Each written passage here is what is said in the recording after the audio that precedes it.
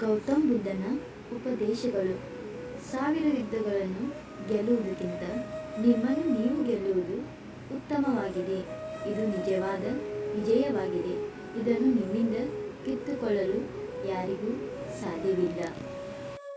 ನಿಮ್ಮ ಹಿಂದಿನ ನೆನಪುಗಳ ಬಂಧನದಲ್ಲಿ ಬಂದಿಯಾಗಿ ಉಳಿಯಬೇಡಿ. ಅದೊಂದು ಜೀವನ ಪಾಠವಷ್ಟೇ, ಜೀವಾವಧಿ ಶಿಕ್ಷೆಯಲ್ಲ. ಮೂರ್ಖರೊಂದಿಗೆ ವಾದಿಸುವುದು ಕೆನ್ನೆ ಮೇಲೆ ಕುಳಿತ ಸೊಳ್ಳೆಯನ್ನು ಸಾಯಿಸುವಂತಿದೆ. ಸೊಳ್ಳೆ ಸತ್ತರೂ ಸಾಯದಿದ್ದರೂ ನಮ್ಮ ಕೆನ್ನೆಗೆ ನಾವೇ ಹೊಡೆದುಕೊಳ್ಳುತ್ತೇವೆ. ಕೆಲವೊಮ್ಮೆ ಈ ಸಂದರ್ಭವೂ ಕೂಡ ನಮ್ಮ ಜೀವನದಲ್ಲಿ ಬಂದೇ ಬರುತ್ತೆ. ನಾವು ಕೂಡ ಈ ಸಂದರ್ಭದಲ್ಲಿ ಸುಮ್ಮನಾಗಿರಬೇಕು.